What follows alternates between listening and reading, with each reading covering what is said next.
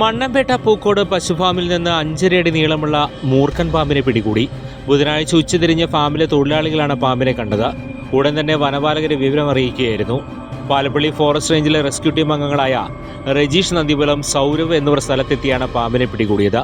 പാമ്പിനെ പിന്നീട് വനപാലകർക്ക് കൈമാറി.